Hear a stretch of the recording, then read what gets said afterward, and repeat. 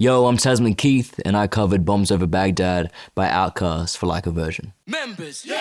Tell them what we need. Freedom! Yep, I've been trying to get free. Members, yeah! Tell them who I be. Tiki! Baby got spirits on me. I grew up always loving this song, and it was always like in the list for when I would do Like a Version. And for me, just with a lot going on right now here and, you know, everywhere, it just felt like what I needed and wanted to say in the moment. And also, like, to be able to pen a verse after an Andre 3000 verse is a challenge, and so I wanted to take that on.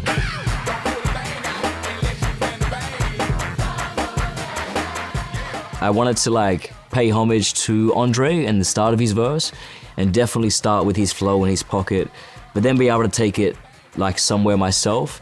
And then I decided to make it more personal to me, where I grew up, speak on, you know, freedom of my people, freedom of all people, and just really like putting us at the forefront. You know, the favorite line of the band's was the Wheat Bix and Powder Milk bar. When I brought that to rehearsal, it was like, yeah, that's the one.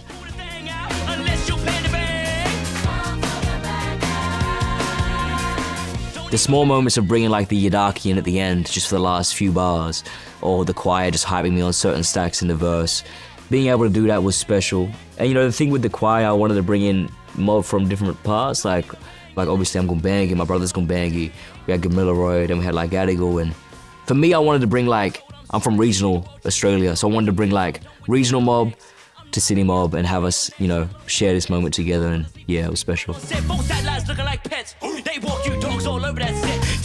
felt solid, it felt really good. Definitely overdue, but I feel like the timing is also perfect. Like, I'm thankful that I saved it for this moment and really was able to tackle it in a way that, you know, I wanted to, and so I feel like we were able to make something special.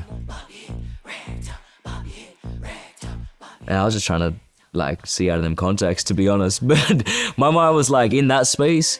What I've been channeling a lot lately is you know, I've lost a lot of family members in my life, and I always like channel them, and I always know that like their spirits are with me, and when I'm on any stage, you know, it's a blessing to be on that stage, and I've got a whole lineage of musicians and artists within my family that I feel like it all just makes too much sense for me to be in these spaces, and so I really take them into account and just, I guess, feel the presence of them more so than myself, and yeah, it's special. He was born in 70-something, spent life inside a wall.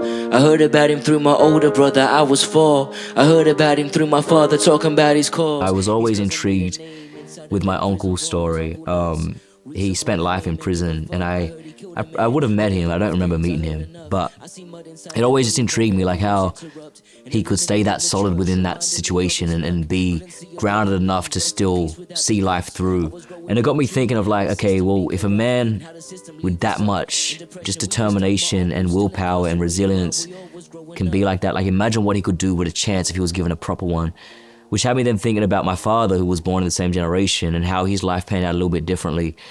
And then the third verse, I was kind of like, okay, well, if I was born in that generation, how would my life be impacted? Like, would I end up, you know, in a cell? Would I end up, you know, unfortunately, you know, dying in there, or being a victim of police brutality? And it's still very real now for me to still be able to, my brothers and sisters to still have that go down.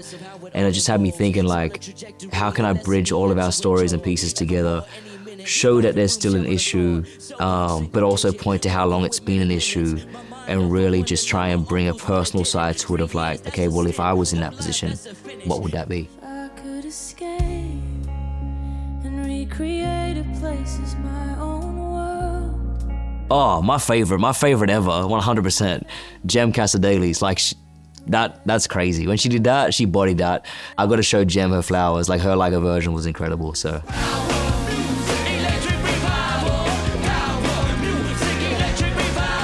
Man, if OutKast heard this, I just hope that like Andre 3000 would be impressed by the verses, and so would Big Boy. Like, I grew up, you know, still love them and their music, and definitely for me, like the #1 group of all time. And like if they heard this and saw this, man, like I love yous, I love what yous do, and you're a big inspiration to me here, and also like a lot of First Nations mob back home. Like we rinse the music and always have, so yeah.